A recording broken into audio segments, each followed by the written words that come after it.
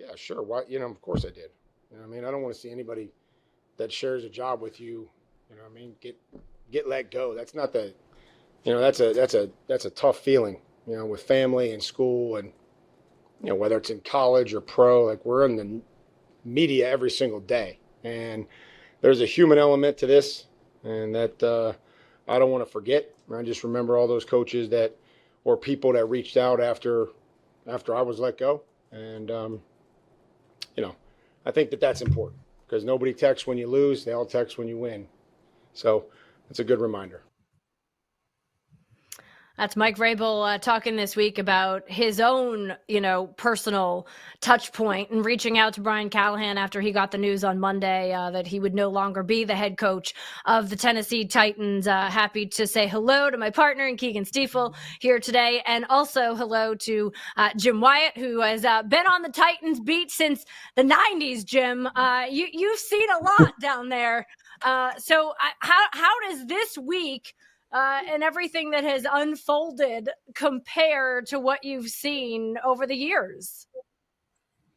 Well, this is the second in-season coaching change I've been a part of. Back in 2016, Ken Wisenhunt was fired and Mike Mularkey stepped in. It's always different. I've been through a lot of coaching changes, including one that included Mike Vrabel. And it's always different in season, but it just shows you the NFL keeps moving. You've got a coach who's coaching the team on a Sunday, then the very next day, he's gone, and some people around him are gone as well. And, but the train keeps moving. Mike McCoy stepped in as interim head coach, players back on the practice field trying to prepare for a game against the Patriots, and fans want to talk about who the next coach is going to be after the season. And the coaching staff and players have to remind you, hey, we've still got 11 games left to play this season. So it's always more hectic and crazy when it happens in the middle of the season, and certainly it'll be hectic and crazy when the season ends. But right now, I know the Titans are trying to prepare for the Patriots to keep from getting embarrassed against a Vrabel team that's going to come in here and try to embarrass them. What can you tell us about Mike McCoy? Obviously, not a guy who, Patriots fans specifically would have a ton of experience with, but he's coming into a really tough job. He's not only filling in as the interim head coach, but he's without his offensive line coach, which it will be an issue, I would imagine. Yeah, and they have a couple other guys that were working under Bill Callahan, who left with his son Brian. So they've kind of kept the train moving there. Mike McCoy was the pick for the interim coach because he had done it before. Frankly, he was coach of the Chargers for 4 seasons. Sure. He's been in the league for a long time in different capacities. He has developed a relationship with some of these players, especially Cam Ward. In his short time here, he joined Brian Callahan's staff back in March. And I think he's done a good job in trying to settle things down and deliver a message about staying together and holding each other accountable and focusing on the present and winning a football game, and try to keep the distractions and everything that's swirling in the city out of your mind. So I like the way he's handled his media availability. I like the way he's handled his practices. And now his challenge is to get what's been an underperforming, uninspiring football team to play at a level that can win some games and compete on Sundays. And it's not going to be easy, certainly, because this team has some limitations. If you don't believe it, just put the tape on. But I do feel like people in the building feel like you can get more out of this roster than what we've seen so far, and now we'll find out what that looks like. Jim, kind of two questions based on what you just said. First, I'm just wondering, what has been the players' reaction? What are you hearing from them in terms of the message that McCoy is delivering, and how are they sort of absorbing it, as they get set for their first game under him? Yeah, I think guys have taken a professional attitude. I'll say this: everybody loved Brian Callahan. That's what made this whole thing difficult. He's one of the nicest guys you'll ever run across. Anybody that has crossed paths with him in his time in the league will tell you he's a first-class guy and just a top-notch individual. He treats people well. Everybody wanted him to succeed. Players liked him. He was good to them, but players are frustrated, with losing. And this team finished 3-14 last year. Again, 1-5 to start this season. There've been some games that were just left a lot to be desired, and including this one this past Sunday against the Raiders, where you fall behind 17-0 before you finally get on the scoreboard, and that was coming off of a win in Arizona. So you thought the team would come in full of momentum and have some confidence, and then it just showed up and really didn't show the fight that anybody wanted to see. So players want to win, and they know the business. For Cam Ward and for some of these rookies and guys new in the league, I think they're probably a little shell shocked that their head coach is fired after 6 games. But a lot of these guys on this team that have played other places, played here, they know how the league is, and they have responded, I think, well to Mike McCoy. They want to win. They want somebody to push them. They want somebody to hold them accountable. They want to play better across the board. The biggest problems have been on offense. The defense has been good most weeks. Special teams is much improved under John Fossil. The offense has just kind of been stuck in the mud, last in the league in scoring and yards and third down offense. So they want to see some improvement. And Mike McCoy is an offensive-minded guy and has had success. I don't know. You can't snap your fingers and fix everything, but I think they have some faith in him that he can make things better. Are those the places, because that was my next question, based on what you had said about places that this team feels like they can get more out of the personnel that they currently have? Is it specifically Cam Ward? Is it specifically on the offensive side of the ball? Like, what are the pinpointed areas that they've said, we believe we can do better than what we've done? Yeah, definitely offense. Because again, defense now, Denard Wilson, their coordinator, will tell you they can play better on that side of the ball too. But that defense has kept this team in it a lot of weeks when they're not getting a lot of help on the offensive side of the ball. On special teams, they've been really good in the return game. They've been good in the kicking game. They've had some misses there, but they've produced winning efforts offensively. That has not been the case. And I don't want to say it's all about Cam Ward because, this team's got to be better around him. But a big part of this year was always going to be about seeing what you have in Cam Ward and seeing him prove that he can be a franchise quarterback. And I think everybody feels like he can. But, in recent weeks, he's even seems like he's taken a step back. He's got a little bit sloppy with his technique. He turned the ball over 3 times last week. They haven't protected him very well. The playmakers have not done enough to do things to help him. So across the board on offense, that is the biggest priority, is getting more out of this offense, getting more out of Cam Ward, give some positive things to build on from week to week, from month to month, as he heads in the second half of his rookie season, and that's where they think Mike McCoy can help him, is get more out of Cam. Given that this is Mike Vrabel's return, there's already so much going on, obviously, down there. But with him coming back, what do you expect the reception to be, not only from the fans, but from his former players and maybe just the organization as a whole? Yeah, it'll be interesting. Mike Vrabel did a great job here for a pretty good stretch and took this team to playoffs 2 times or 3 times. Went to an AFC Championship game. During his tenure here, this team was playing at a very high level, and then at the very end, things kind of got off the track. They lost 18 of the last 24 games. They lost the last 7 games in 2022, and then finished just 6 wins the following year. Some people were ready to see Mike Vrabel go when the time came.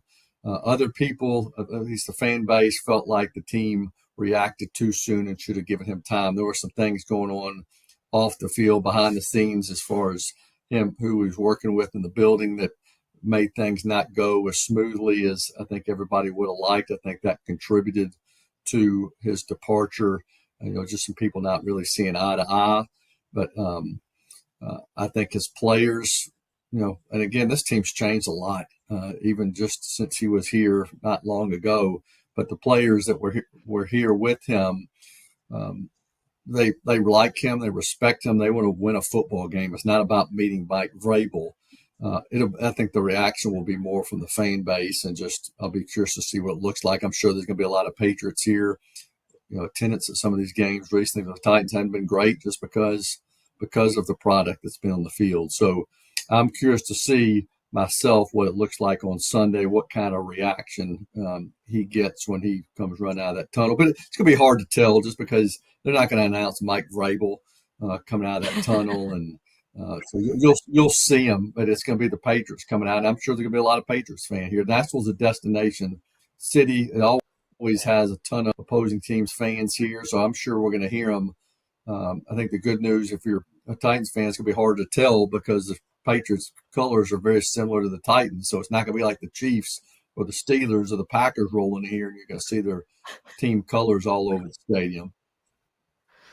No doubt. Nashville's it's not a far flight from Boston. It's a fun place to go for a weekend, and you take in a football game. It is a destination, no doubt.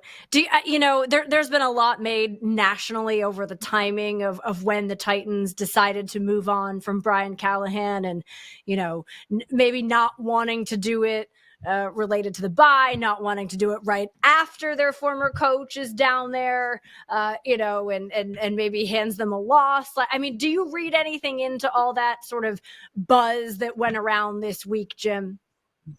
Yeah, I've seen it, and it's a popular take. I don't believe it. Yeah, I mean, I think, again, things have just not been good here, especially from an offensive standpoint. And, the timing is interesting. I understand people want to read something into that. I just think people felt like, you're just kind of delaying the inevitable if, the further you're kicking the can down the road on making a decision like this. So, I think it was after week 6 in 2016 when they made the coaching change in season. So I just think it was a feeling of people inside the building, the people running this place, that a change needed to be made, and it just happens to be the week when Mike Vrabel's coming back to Nashville.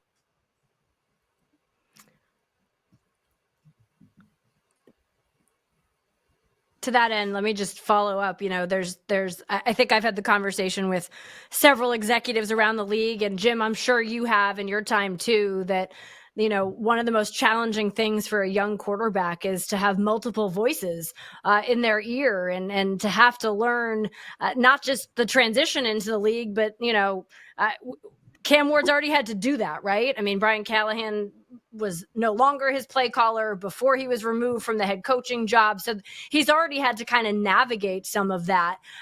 How is the organization sort of going to handle that? It is what it is at this point. I understand that.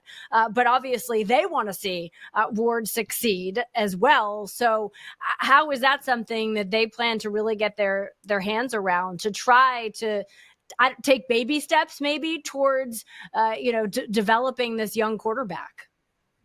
Yeah, and that's the troubling thing is you don't want to do anything to stunt his growth or to cause him to not kind of continue on a positive track.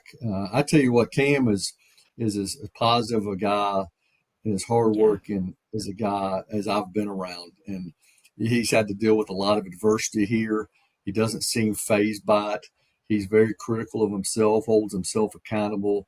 I think he's going to continue to work hard, even though the messaging maybe will change a little bit. But I do think they're preaching positivity with him, and I think Mike McCoy is a good veteran coach who will keep him on track. And the key here is for them to give him a chance to be better. That's the problem. A lot of weeks, like last week in Vegas, you get sacked 5 times, and there's a stretch, and I don't know the numbers off the top of my head, but there's a stretch for a long time this season. Might be still the case. He's been sacked more than any quarterback in the league. So, they've got to protect him better and let him feel comfortable back there when he's in the pocket. They've got to design some things better where he's not in second and long, third and long all the time where people are just teeing off on him because they know Titans are going to be passing. They got to run the ball better. They got to his receivers. He may be without Calvin Ridley again because he's been missing practice for the hamstring. Got to get guys back and healthy and give him a chance to just get them the ball and make plays. So it's not just coaching. I think it's on the field too. They've got to be better around him, and I think that's what this season's about from this point forward. Yes, you want to win games, but you don't want to impact your quarterback and the guy you think is going to be your franchise quarterback moving forward. You don't want to do anything that's going to really set him back. You certainly don't want to get him hurt, so they got to protect him better. Yeah, no doubt. That might be the thing that, really hurts the season. If things were to go that direction, they got to keep him upright, keep him healthy, and obviously, pour a bunch of resources into figuring out who the next head coach is going to be of the Tennessee Titans. Jim, enjoy it on Sunday. Just seeing what the reaction is all around. I think it's going to be an interesting one, to say the least. It will be. If you're coming down from, Foxborough, Boston here, it's supposed to be maybe potential a little rainy. It's supposed to be 85, 86 degrees today. And then I think Sunday is supposed to get a little more blustery. It's supposed to be a high around 65 degrees with some rain in the area and maybe 20-mile-an-hour winds. So should make for an interesting Sunday as Vrabel and the Patriots come to town. A lot of guys on that Patriot staff, too, certainly familiar with this stadium. We go into a different locker room this time around, but a lot of familiar faces coming back. Yeah, well, I hope you get to say hello to some of those guys that from their time down there, and we appreciate your time here today. Thank you so much, Jim. Okay, thanks for having me. Appreciate it. Thanks, Jim. That is Jim Wyatt covering the Tennessee Titans, joining us here on Foxborough Rush. We'll unpack some of that as well as look ahead to some of the other games this weekend as we continue right here on your Friday.